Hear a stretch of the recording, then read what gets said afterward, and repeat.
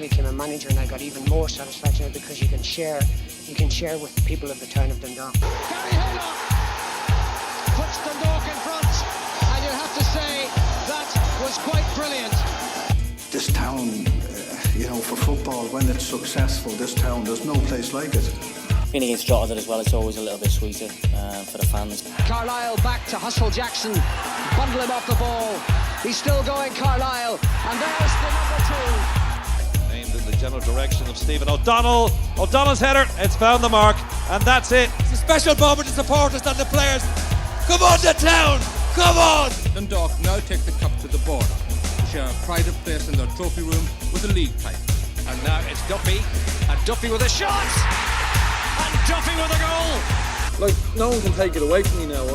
I've managed a team to win the League of Ireland. And for the 5th time in the last 6 seasons, Dundalk are the champions. This team could go down as probably one of the greatest, John, because what they've achieved has been absolutely phenomenal. When this club rocks, this town rocks. It's not the other way round. This club is the epicenter.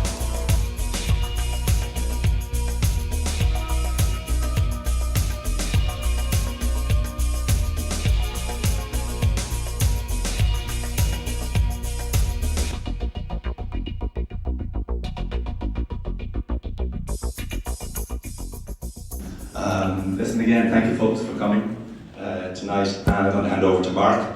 I haven't spoken about Mark McCadden. Mark McCadden, there you are. Mark McCadden has been part of Brian's life for the last 3 years, and when I wanted to get somebody who I thought could face up to the task of grasping the nettle and writing this Dundalk story, Brian was the first man I went to, because Brian and myself had talked about working together on a book project. And we wanted the right project. What Mark has, a lot of sports writers, and I've worked with hundreds over the years, are journeymen, and they can get a little bit lazy, just part of the profession. Mark has a love and a commitment and a passion, quite like you folks, for the game. He did a fantastic job in capturing Brian, in putting words on paper. I think he was an essential part of this book. And in Hero Books, we're so thankful to him for what he did. Thank you very much, Mark, and I'm going to hand over to you.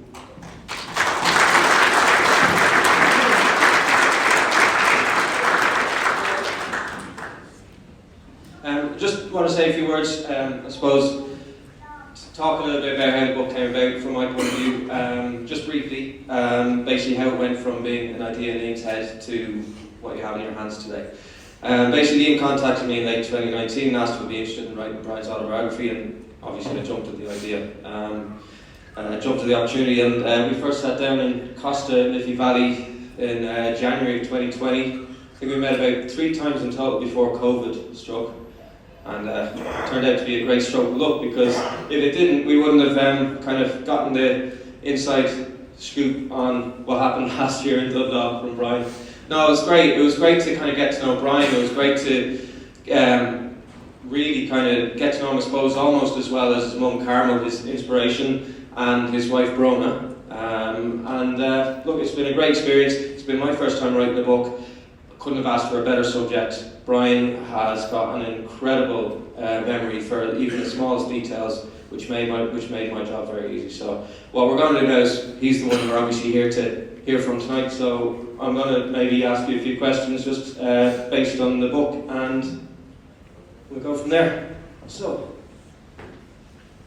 first question I suppose is, the first part of the book focuses on the death of your father Bernard, and that came at a pivotal time in your Dundalk career. Can you just tell us a little bit about how that affected you on and off the pitch? I don't know if you've heard the first bit, but obviously I was going training, you're in the hospital, I'm sleeping in a hospice, different stuff, and you can make an excuse, and then you're not going to play, or you're not going to play your best, and maybe the team might benefit from it, or you can just get on with life and, do your job and deal with stuff off the pitch and that as well. So we went into a bit of detail in the book about that, and it's no different to anybody else's life, and that's why I was quite open about it. we all get struggles and stuff like that. But it was 2014. It was, I suppose, an epitome of what we felt at Dundalk in the team at the time. You didn't want to miss one training session. You didn't want to miss anything and lose your place in that team, because you could feel there was something growing. And you didn't want to approach Steve Kenny saying he couldn't go trainer, because it was never the easiest subject. But it was a brilliant distraction as well.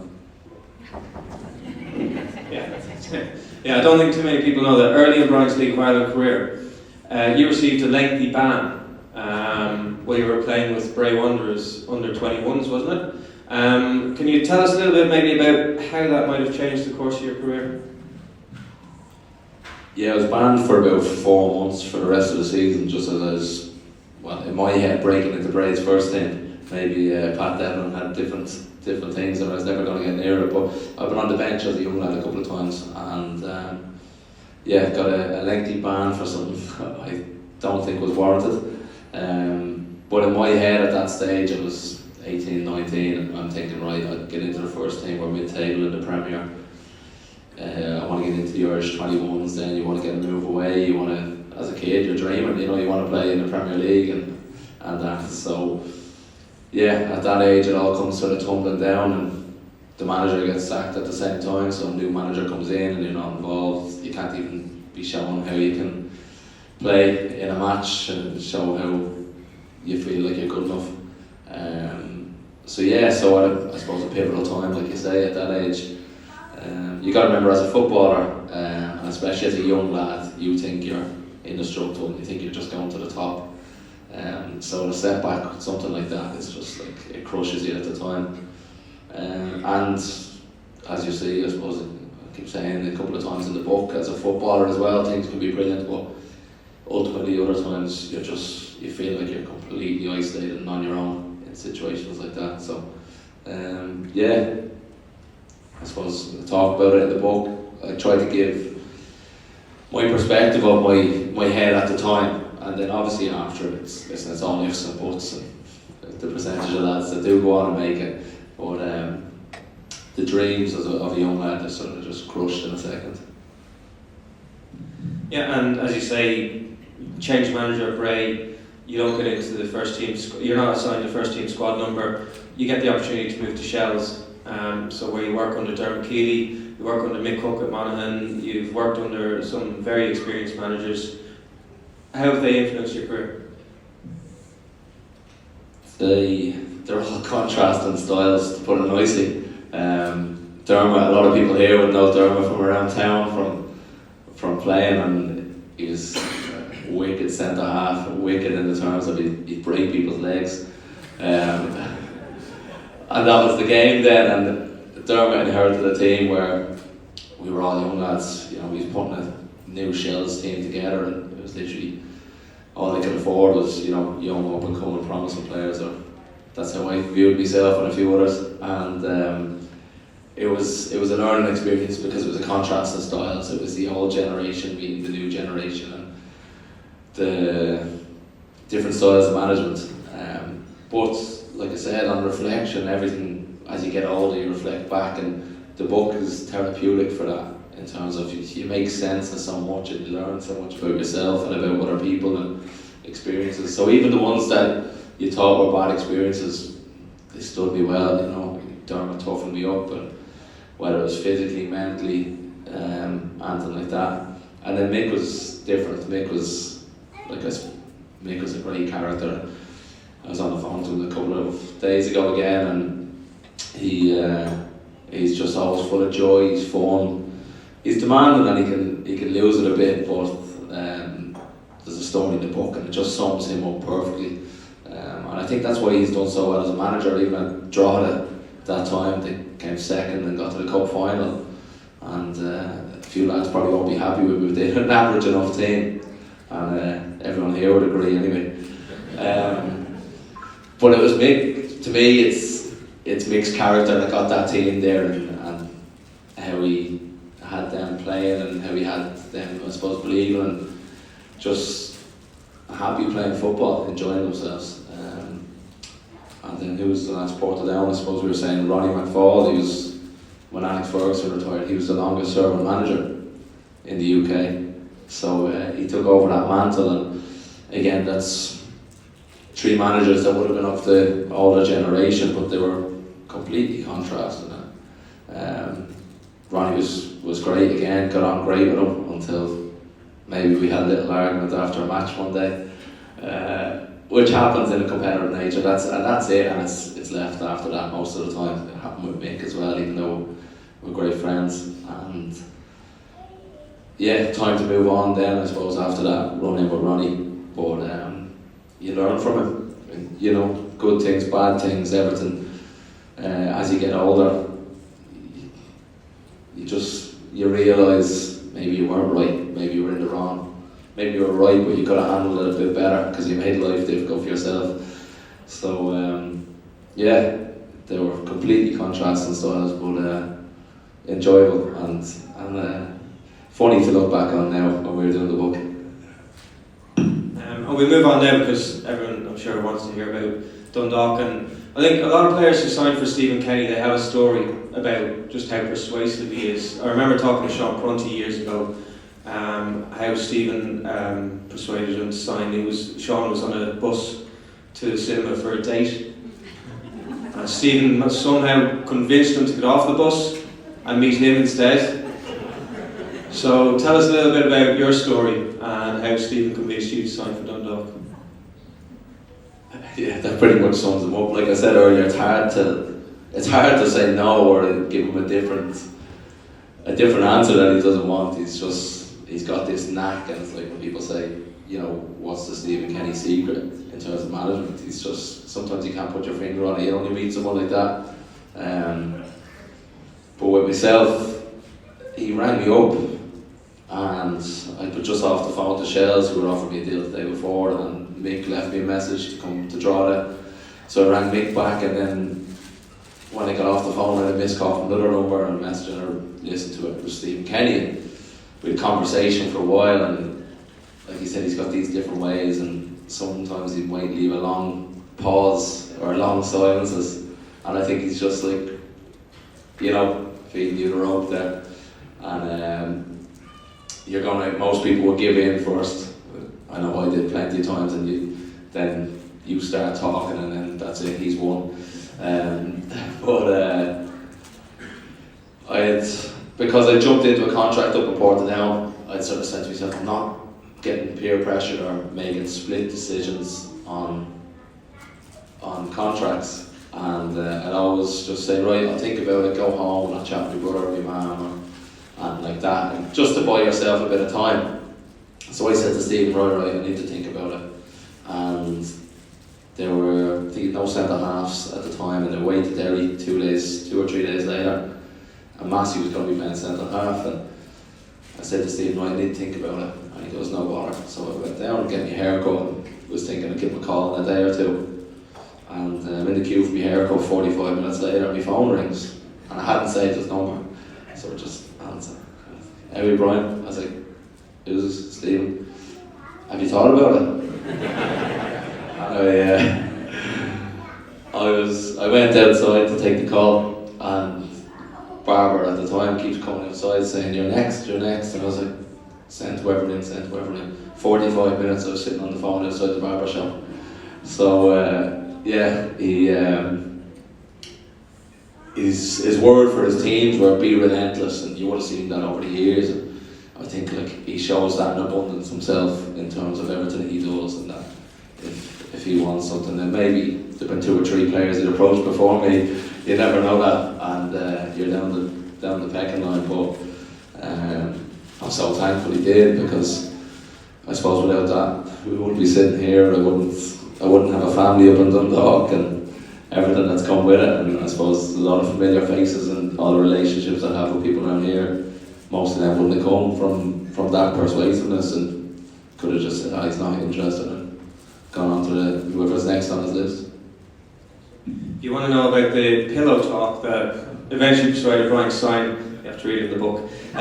Give us a little insight then into life, because now you're senior Ireland manager. A lot of people might have been interested in the book just to know what he was like in the dressing room and how he motivated players. We've seen it with the likes of the younger players, particularly for Ireland now. So just give us a little insight into what he's like in the dressing room and how he manages to produce those performances over and over again. I suppose I just said it's so hard to put your finger on it, you can't, but yeah, there's lots of it you learn, and it's from doing the book, I suppose I'm making so much sense in my head of we're going back through moments and times of games and half-time and different things and reliving them even from over the years, and it's something I said I'd never do until I retired. I won't look back at any, I suppose, moments or rest on your laurels, because you feel that if you're thinking about all these stuff I've achieved, that you're sort of, I don't know, you're finishing up. But I suppose with COVID, the gap in the league and doing the book, it gave time for that, and I'm so glad I did, because it makes you appreciate what you've done, creates a new hunger, I suppose, as you're getting older, and it makes you realise, I suppose, what Stephen released in you, how he got stuff out of you, how you think you were tired. It's one of the things that sums him up is like tiredness is in your head, and all of a sudden, like, we'd be playing 10 games in a month and lads would be knackered, they'd be wrecked, you'd be going into games and European games, and all of a sudden we'd be man for man just going toe to toe with top European teams. And fitness wise, coming from a league where we were and weren't playing at that intensity, we shouldn't have been able to. I don't think so anyway. Even ourselves, we'd turn around after and we'd have a laugh and go, how did we do that? And some stuff doesn't make sense like that, but when it comes back to it, like, eventually it will catch up on you. But I think it does catch up, it's in your head. It's like in the 2016, and I said, we're going through, we're doing this game after game after game, this intensity, and it's mentally draining more than anything. And then I think the likes of the cup final and just that bad bit of luck. 2 months before, we played 10 games in 1 month, 8 games in another month, and 2 games in the first 4 days of November. And I then think it's something like that, and you mightn't think it, but that moment, that deflection, 120th minute, when you've been the better team, and after that, we've a little gap, so you can think about it. And I think that's just where the fatigue kicks in, but it's because it's mental. It's because you don't have another game, you get time to think about it. And he was right, like, he's right in that way, but he doesn't allow you. You know, he convinces you, you're not tired. And he'd do the same with the other lads, like Hogs and Mickey. Everyone knows he loves attacking wingers. He loves pace and he wants his team to entertain. And he'd be in the dressing room saying that. He'd be saying, they're paying in to see you. They're paying in to be entertained. Go out and entertain them. And now I probably don't do him justice, because he'd be up, shouting. His voice would just have that energy as well that would transfer into another player. Like I said, anybody can say these words, but it's the actions and it's the energy you give off and the character and personality, and I think that's why people find that so hard to put the finger on it. And everything he did, like I said, like, if he didn't, I don't know if he'd ever done psychology, but you know, he'd probably be a shoe-in to walk through the course, because everything he does seems to have that knack to. And as a player, and as a young player, you don't notice it.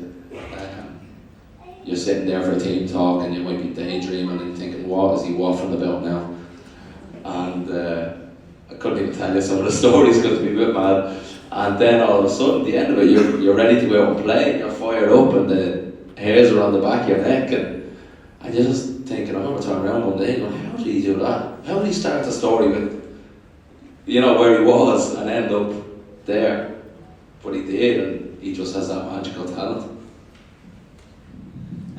Obviously, there's a lot of glory days that you detail in the book, but could you maybe give us one of your biggest, kind of your favourite high points, and maybe one of the low points? I think a lot of people would be interested maybe in the low point coming from maybe the latter years of the Peak Six ownership.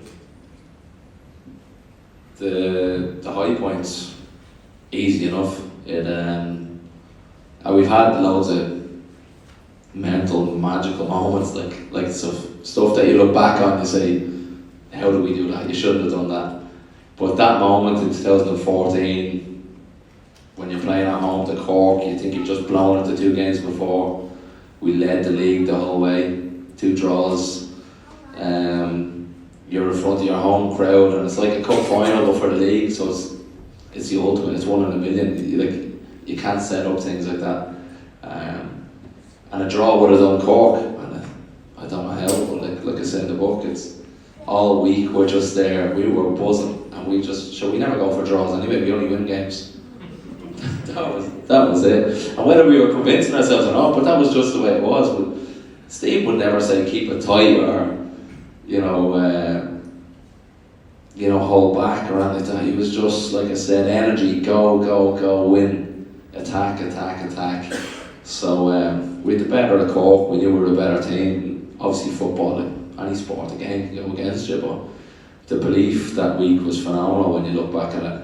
To think that I was just going to win anyway. And sure enough, every lad went out and done their job.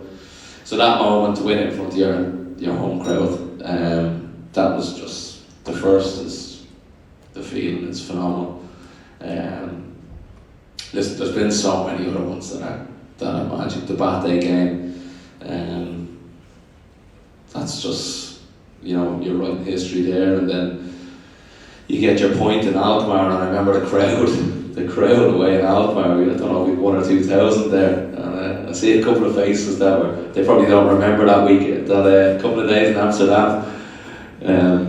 I'll have to tell them what happened. But it's just, Brona managed to get over for that, and she just, a couple of days, she said, were just incredible. So I think all around, that just fed off, the buzz of the fans, we talk about that, and lockdown comes and we get into the group stages again, and listen, you're going to play in the Emirates and it's incredible. You're playing against best players in the Premier League, and the stadium, one of the best stadiums in the UK, but there's just something missing. Well, actually in the club there was a lot missing then, but you just feel there's something missing, and it was the crowd, it was the fans, and I remember thinking it's not half the buzz, it's not half the enjoyment of football and of winning stuff or getting to an occasion without having people there to share in it. Even the day before or the night before, when you're dozing off dreaming of scoring the winner the next day in one of those games, or whatever, assist or a block or a tackle, you're getting videos and you're on Twitter and you're seeing videos of the fans going mental in the local pub down the road, and the sing songs, and you love that as a player. Some players will say, it doesn't matter. It does. You're creating moments, that I know as an Ireland fan, we went through in the book, I suppose, the trips as Ireland, they're some of the best days out celebrating, and the lads are laughing there because we went to Poland for 3 weeks, so I had 3 weeks of those nights, and they're memories that I just live for, love, they're long in my head, and I know that you're creating memories like that for other people on the pitch, and it's just, so when we went to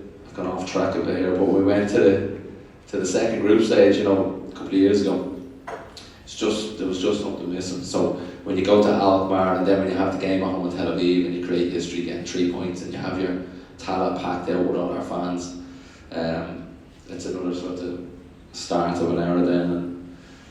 And the low ones, there's been a couple. Obviously Europe, the highs of, I suppose, one of my best performances I thought at the start of the campaign, and then made a mistake over in Zenit, and listen, everyone makes mistakes, so in my head that's grand, but it's after it how I dealt with that, how I dealt as a player, making a mistake on a big stage, that's probably the low point with me. You can pinpoint the mistake, but it's how I dealt with it, and that ultimately was my downfall, say, going into the last game of the group stage, is that my head was gone, and you go through the book, and you know, you like to blame other people, you like to blame yourself, you like to blame anyone and everything. But ultimately you allow yourself to go into this little rut, whereas like one mistake's a mistake really. You know, we all make a mistake in a job and different things, but it's how you respond, and that's probably the low point for me. Yeah, then I suppose following from that was the start of 2017. That was a tough time. That was the only tough time in the Stevens era. And then you go into different low points in terms of the club the last couple of years. And on the pitch, yeah, I don't know, we could be writing another book here. On the pitch, you have to deal with football. Like I said, it's incredible, it's brilliant, but when it's not going well, you just dig yourself a hole. It's horrible at times. You feel on your own, and then so if you feel like you're not treated well, or you know, different circumstances, it can be an awful place, and it can be an awful place for your family, because Brona has to deal with me sulking like a teenager that's just lost at the weekend or not playing or like that, and that's ultimately, you know, it's a game of egos. You have to have a bit of an ego, and you have to have this confidence about you if you're going to succeed in football. So when it doesn't go well, your down is quite down. And then you couple that in with the stuff that was going on off the field, and you try to, the best way to sum it up is, as I said to Mark one day, is that you're trying to go in and be positive. You get up in the morning, I'm going to be positive, and then you go in thinking you're going to have a positive effect, and within half an hour someone said something, or something's been done, or Jimmy's chuckling down there because Jimmy was there for the whole thing, and it just changes. You just think, oh, not again, or not this, or not another thing, or sort of people at each other in the club and different things like that, and that manifests itself through everyone. You know, like if you're going into somewhere and it's not a happy environment, you're not going to be productive. So that was quite hard in terms of working in an environment like that, and being honest, a lot of people didn't want to go into work each day. But that's, I suppose, it's no different to any other job. You go through good phases, bad phases, but the players are the one that takes a lot of stick then on the pitch, because the performances aren't going good. Your confidence is dented. A lot of sympathy for players that came in. Some of them, it's not their fault. They take up a contract. You're offered a deal and a contract, and you believe you're good enough. Maybe they're the wrong players. Maybe they were good enough, but wrong personalities, wrong characters, and yeah. So it was just it was quite a surreal time at the club through all that. So yeah, it'd be a low point, but for different reasons rather than footballing on the pitch. I suppose there's a lot in the book about needless conflicts as well that were kind of created between kind of club and players, and that takes us to last year, I suppose, which was a turbulent and bizarre time for Dundalk FC, and certainly for any League of Ireland club. Now, I'm not sure that anyone has gone through what Dundalk went through last year, but for you personally, you not only had to deal with what was going on at the club, you had your injury, you had quite a scary health scare as well. At the same time, you had a young child to raise, you had a second on the way, you had two businesses to run. I mean, just talk us through that year. Can you wrap your head around how you actually managed to get through it yourself? Yeah, it was. I never really wrote it down or thought about it like that. So when you're listing it out, it's it is a good bit. But I suppose lockdown, as we said, it came at a good time. For me, I know people will think what, but sometimes there's a little reset button, and we explain in the book how I benefited massively for the football wasn't going well. I felt quite out of it at the club, and set up business, fairly busy with that. Bobby just were born a few months before, so it was a bit mental, and it allowed me to step back and I suppose appreciate family life, what you have, and I suppose get your ducks in a row. And then going forward, nothing's ever straightforward. Like you said, I had the injury, and I come out with the injury, and I'm thinking, grand, build up the leg, and I'm going into the surgery. Like the weekend before I had my scan, I had the full 50 or 52 week rehab program from an ACL, because I was convinced I'd done it. So I was like, grand, ball chart, this is what I'll be doing this month, that month, on to the next bit. And I was flat out for 3 weeks before the surgery. And then a complication from the surgery left me in a bad way. And yeah, I didn't know at the time. Well, I did, I didn't. You sort of become aware of more things after, and you panic and that sort of thing, how scary it was, or how close you were to, I suppose it had been, fatal. So you have to deal with that, and then everything's going on with the club. But again, not that don't share things or don't, it's not like, there's no point in bringing that to an already poor environment. It's not going to do you any favours, and it's not going to do them any favours. How's that going to make that better if they have another thing to deal with?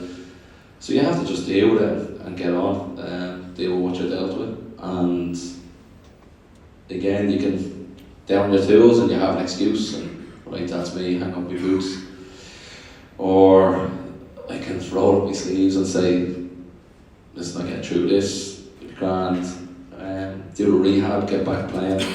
And like we say, I like having somebody to prove wrong. So there was lots of people that were saying, oh, so you retired, and that's you finished, and a lot of other little things like that. And it's normal, I suppose. Like, listen, I'm old in football terms, but I'm young in mind, and I feel like I'm healthy and fit, and the drive is the biggest thing. Once you have your drive, so I said, listen, like, give it my best to get back playing and competing at the top here.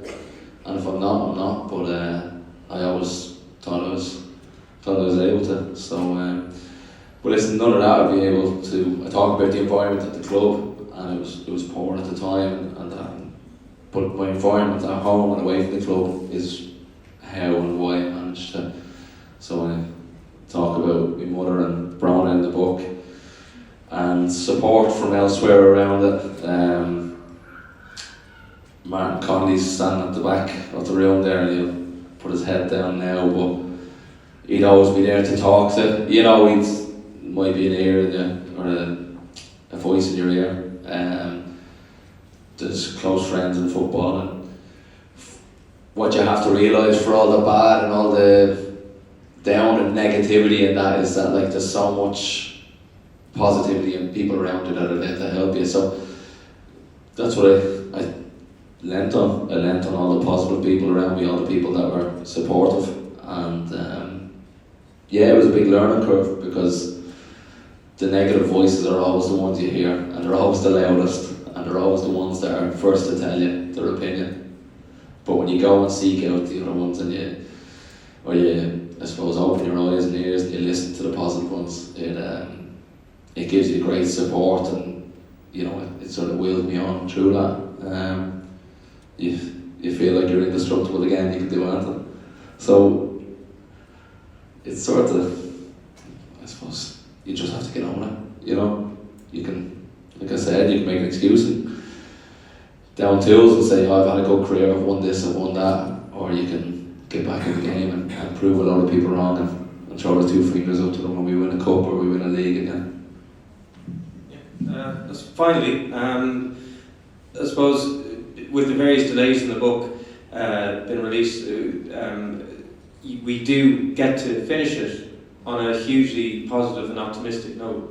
So, I mean, red cards against Shamrock Rovers aside, what are your thoughts about Dundalk going forward under the new management and new ownership? We forgot to mention at the start that Mark's a Shamrock Rovers fan.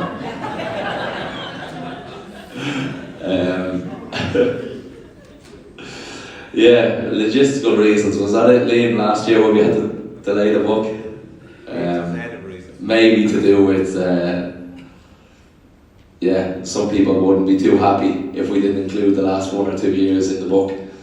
So we said we better have the final chapter there and not a missing chapter. Going forward, it's exciting. I've said it 1 or 2 places before, and listen, the club is different. The budget is a lot less, so all the players are on a lot less. There's players that have come back to the club that have been elsewhere or have been at the club last year, and everyone's, there for good intentions, put it that way. They're not there for monetary reasons. So there's good characters, there's people that want to succeed, that want the club to succeed, and they might sacrifice themselves a little bit, whether it's a little bit of their wage or something else, or they're driving up every day because another fella doesn't drive, and so they have to drive more often. That comes out of their fuel, But all those little bits are people that are wanting the club to win. They're sacrificing little bits for the club to get back to where it is. We've got great characters. We've got young, hungry players. When you see the quality in them, in training,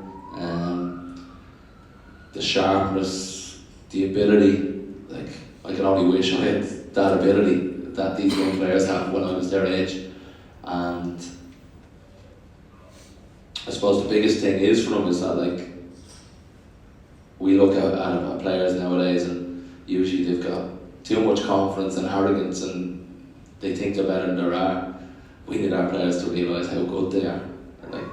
The talent is there. So I can see the team improving as we go. We've got such personality and character. We've got a good balance of experience right throughout the team. People that know what the club's about as well as what the league's about. And the biggest thing is as well, you can see from the support is at the moment that we're all on the same wavelength. I know it can be frustrating at times because going from everyone considers Dundalk to be winning every game, and that's what our objective is, to go win every game. But we're building blocks the whole time, and it's exciting if I can be part of this team and we get it back, winning leagues and winning cups. It'll be up there with the other achievements that you asked me in the question, because to build something and to be part of that is just, when you know what the club, what the town is about, and like I said, the joy you get and the joy, everyone gets from the club being successful and we having big nights and big achievements, is that if we can get back to that level, it'll be massive achievements, and it'll be up there for me to be part of it, even if it's only a small cog of it. And I've no doubt in time that the club will. So that's why I signed back.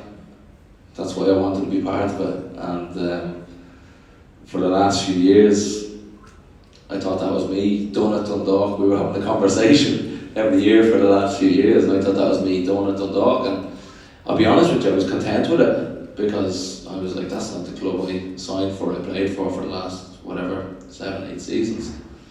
And then this year, Andy and Sean and Alan, are back in. The vibe at the club, the community, everything has just turned back. Stevie came in as gaffer, and you sort of had that feeling again, right, that I would have had years ago, is that, geez, I hope, even though you're winning leagues, I hope they want to offer me a deal. I hope they won't be part of it. And that's at 35, so, if they're creating that feeling and that, I suppose, that vision for the club, and I have that feeling at that age when you can go and take a handy and probably get the same or more money somewhere else playing part-time, is that I think it's great signs. It's it's really good signs from the club. So yes, I'm excited for it, and listen, don't shoot me if they don't do exactly what I just said, but that's my feelings, and that's why I'm there, and I'm loving it, and the environment in the club and the group of players are brilliant. Like it's an enjoyable place to go in every morning. The lads are great crack, and like I said, full of character and personality, and I've no doubt we're going to get better, and you're going to see some cracking players emerging from this group. I think it said at the start that Brian was ideal for my first ever writing a book now. I think we used to meet up for maybe an hour and a half or 2 hours, and I'd have to ask 4 questions in that time, and that was interviewer's dream, absolutely brilliant. But I think Brian is willing to take a couple of questions from the floor if anyone has a question for him. Any interest, Brian, in going into management in a few years? Stevie's not here, is he? I'll be honest, I always thought I was going to manage or coach, and I'm uncertain now. I don't know. I'm doing my badge at the moment, and I'll just take it. Like, I'm playing for the moment, and that's all I'm thinking about. Year by year. I love coaching children as well, and I love business, obviously. So I can see myself being involved in football some capacity, but I'm unsure exactly how. But I'm hoping it won't be needed. The gaffer will still be there, and he'll be replicating or even doing, surpassing what Stephen Kenny's done previous. So yeah, I don't know. I'm very unsure, so don't hold me down. Any others? Your best player you ever played with? Again, the gaffer's not here, is he? I've ever played with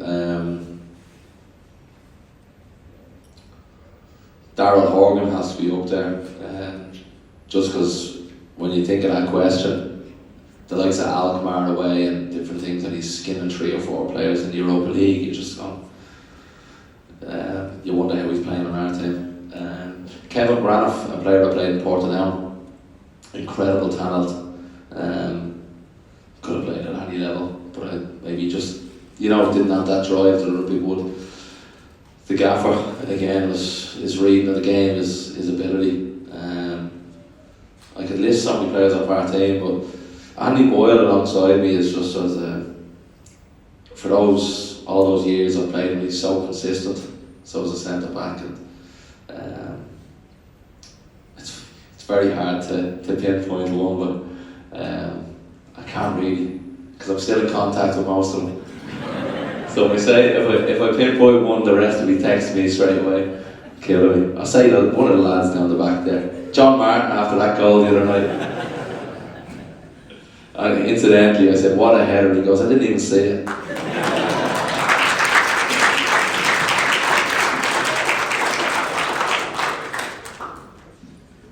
Anybody else? Sorry. Your most difficult opponent? My most difficult? If we're going, I suppose, most difficult, there was a player called Giuliano off Zenit, and he played the number 10, so he wasn't right up against us, but he was in midfield, and his movement was phenomenal. It was one of those ones as a centre-half, if you think about going in, he drags you in further, and if you don't go in, he'll get the ball and he turn in a second. And he played number 10 a month or 2 later for Brazil, so that summed him up. He was incredible. And then at home in the League of Ireland, listen, there's been brilliant, but I suppose the rivalry with Cork, great battles with Sean Maguire. Sean, he was non-stop, like every second. He just pray on if you make a mistake or you let the ball bounce, he pray on that. But I loved the battles with Mark O'Sullivan off Cork. And the two of us would kick the shite out of each other. But we just turn around and laughed, and like you'd give it a little tap and go, "You're right," whatever, but it'd be some crack, and you'd be walking off the pitch like I'd probably love to have a point with him, because we walk around the pitch and to us, we'd just be laughing at each other. Oh, that was a bit of crack. And you'd be headbutting each other at elbows, you'd be chewing elbows, trying to leave at and on. But that's what it was just on the pitch. There's not many players nowadays you get that with. So in the League of Ireland, I loved those battles with Mark, because he was a hardy man. So yeah, that was enjoyable. During COVID, it was difficult when we couldn't get to the games, but the cup final against Rovers, sorry Mark, that was a great lift for everybody. Can you talk a bit about that on women's or country? Yeah, it was massive for us as well, because obviously our form wasn't great at home. Domestically, it was very poor in the league, and we somehow winged it into the group stages. A bit of luck, I suppose. COVID helped that, and that was our shining light, because the group stages was, like I said, there was something just missing and it was a bit flat. And when you got into that Rovers game, and it was, like I said, it was mad even how the ending, and that was Davies' hat-trick, that one, wasn't it? And I remember when Davy scored after his second or something like that, and I turned around to him and we were celebrating. I go, "When did you come on?" And he goes, "I've been shy." But he goes, "Who cares?" And that's what cup finals are about. It sums it up. Like, we had great cup finals against Cork, and we thought we were a better team majority of times, but like, it can be a lucky goal or a deflection, but you stay in the game, and then you have a player like Davy there. And I remember just being delighted for Davy in that game, because he'd come back, and obviously things weren't smooth for us, and it was, it wouldn't have been smooth for himself coming back after when he left and scoring those goals before he left. And yeah, a game could just turn on its head, and I suppose that's Davy's final, that game, because he just came alive and showed his prolificness and his ruthlessness and his finishing. And again, I got to put down like the two Italians, Filippo and Giuseppe. I know there was mixed feelings, and I suppose people didn't know them, but they're two great fellas. They're great characters, and I was absolutely delighted for them.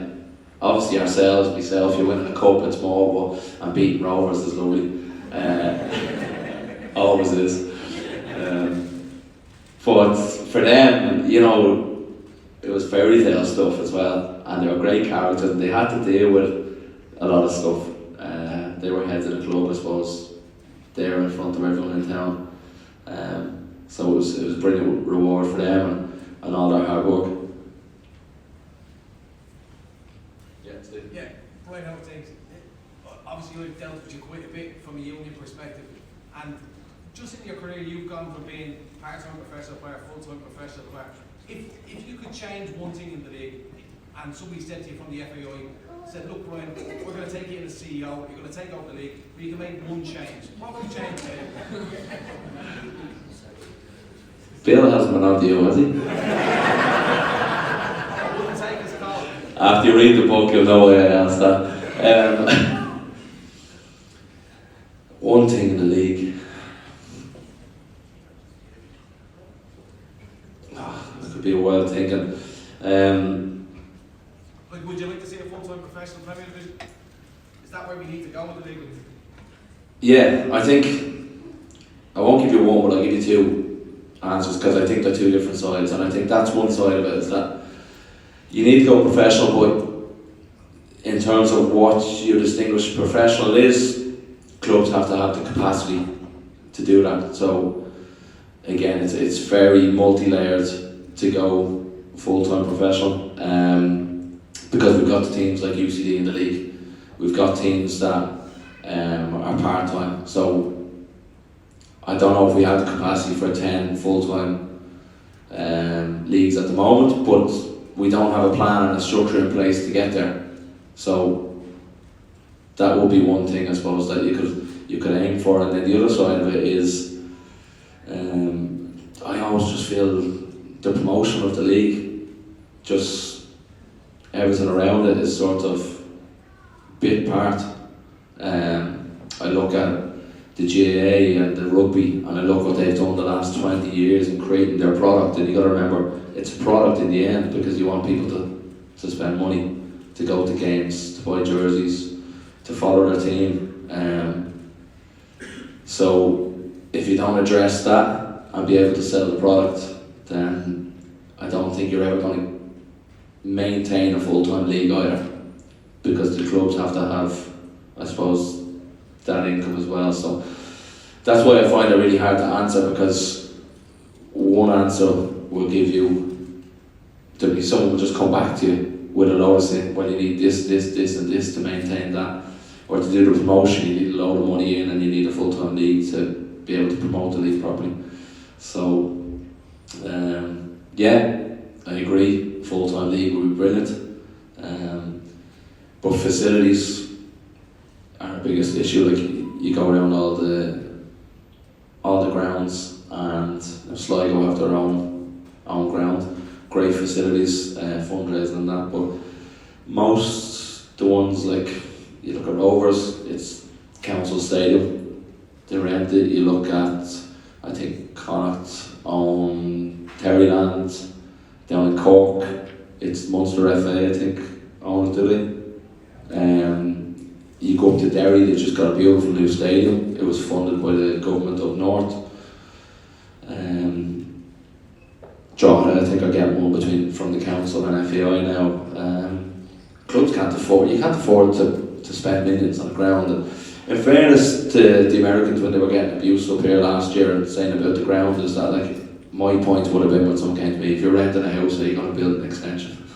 You don't own it, so you can't be pumping money into it. So I think that's something the FAI have to address with the government, and then you'll be able to, I suppose, improve on attendances, and full-time league will be easier maintained then. But like I said, it could give you a lot of answers there. Any other questions? Mary? Who? It was probably my brother. My brother's 4 years older than me, and he loved football, and me and him would have just played literally all day, every day, out the front, out the back, and other sports, basketball, different stuff. So yeah, it would have been Neil, my brother, the whole time. That would have, and then after that I followed Liverpool. So a few gasps there. Don't worry, I suffered throughout the 90s, so don't worry. Anything else?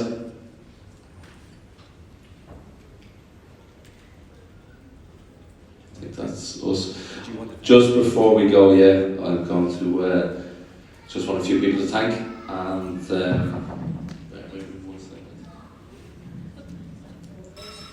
I made a mistake on my wedding, and I didn't plan any thank you lists or anything until we were about to walk upstairs, and Aiden's laughing because she was a bridesmaid that day. So I have a little list here of just people I want to thank, and firstly, Kieran Culligan, he's here tonight taking snaps, but we use a good few of his pictures in the book, and I've been pestering him and annoying him, and he's had to WhatsApp me over a load of different ones, and like I said, footballers are egos, so you're asking, do you not have that one or this one, or so for his patience and the photos, thanks a million. The Dundalk Football Club, listen, everyone associated with it. I see Andy and Martin down there, and Gav, you know, he helps out with a lot of advice here, and even last second stuff I'm wrecking his head with. So they've been brilliant help in promoting this event, and allowed me to do the book, because ultimately listen, I couldn't put this book out if they didn't let me, because I talked about the club in it, so they could take everything out of it, and that was a fear a year ago. To Liam and Hero Books for just everything. They approached me to do this book, and originally I said no, and then met with him, and you know, he's, I suppose, his reasoning behind it, and convince me, different reasons why I should, and took away the fear. It's one of the reasons I didn't want to do it. I was like, League of Ireland lads, don't do it. Players don't do it. What are people going to say? What are teammates going to say? What are thing and that? And then I thought to myself, sure, I'm always trying to tell people, listen, be brave and step outside your comfort zone and don't care what people think. And I thought, listen, I'm going to be telling my young lads that as well. So thanks to Liam for convincing me to do it. For Mark here, like you said, nearly 3 years ago, and we're sitting having conversations, and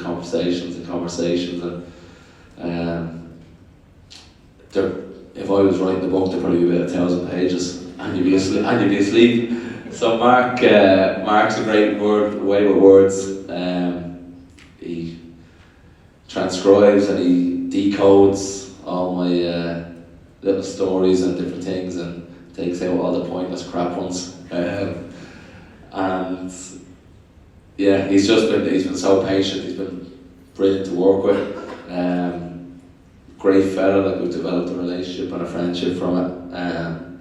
Both of us have 2 young kids, so we were quite understanding of each other of when there was last second cancellations due to sleep deprivation or other jobs and stuff like that.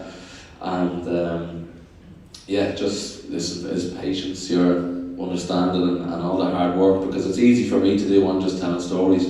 Mark has to go away and has to listen to recordings again. It's like interview after interview after interview.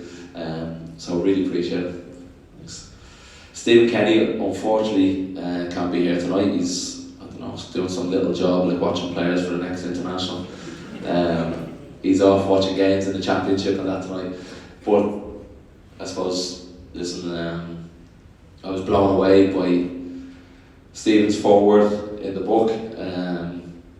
It's like when Liam's up there and someone's talking about it. Us Irish people don't know how to take a compliment or something nice, and you just sort of, I don't know if I've even said thanks to him, I just put my head down and mumbled.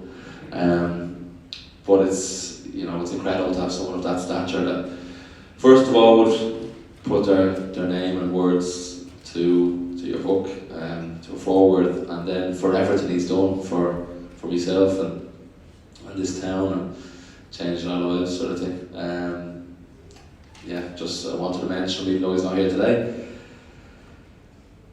Family and friends, I talked about my mother and wife Brona there earlier, and listen, they put up with a lot.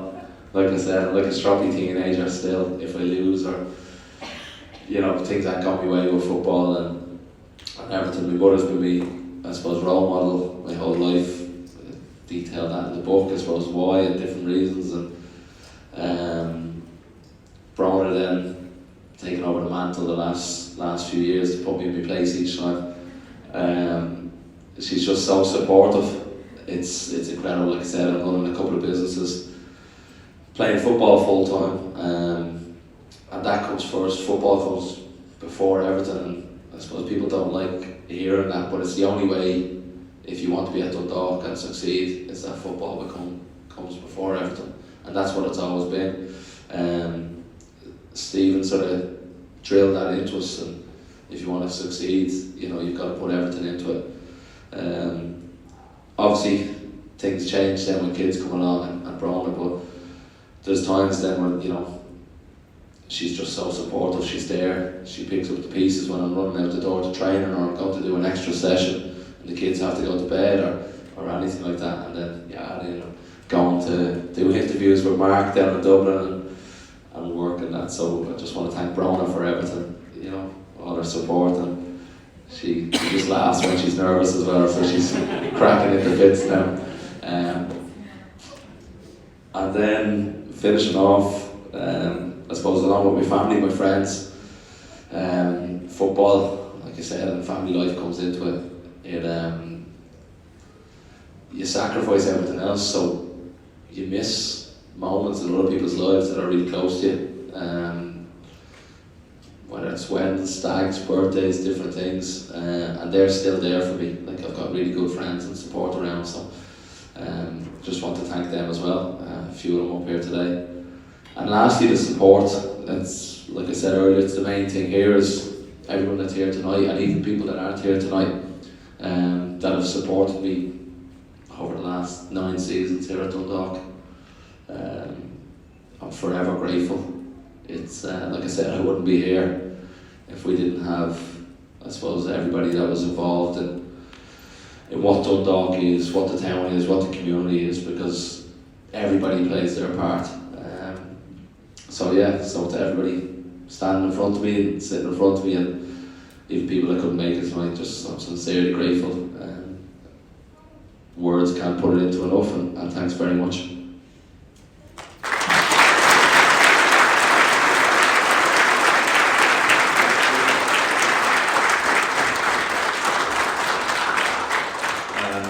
Brian, Mark, thank you very much. I told you they'd look into each other's eyes. Two lovebirds. Two quick thanks on behalf of Hero Books. I want to thank Anna Maria and the hotel, Crowne Plaza, for hosting tonight. And obviously I want to thank Gavin and the club for putting their shoulder behind the book. Really appreciate it. So thank you very much. This is an honest book. I'm not going to talk, I'm just going to talk for 2 seconds. This is an honest book, right? But as honest a book as I've ever published, and I've published 50 or 60 books in the last 5 years. Hand on heart, honesty, honesty, honesty. Big thank you to Carmel, because I knew she proofread it and she let Brian go with it. So a mother standing right behind her son, which is great. You're going to come across a photograph, however, where he was less than honest, didn't tell the full story. Early on in the book, you're going to come across a photograph of Brian with an Irish jersey on it, sitting on a ball on the green in that line. He's about 3 or 4 years of age. The story that doesn't appear in the book is that they would play a football match in that green. I won't tell the full story. They play a football match in that green for 4 or 5 hours, but the young 3-year-old Brian Gartland, so afraid that something would happen when he left the field to have a wee, that he just visited neighbours' gardens in turn until the Residents Association had a meeting. And so when you see that photograph of this little innocent boy sitting on it, fertilizing neighbours' gardens. Brian, I'm just going to ask you to stay here. I know some people would like to get a book signed.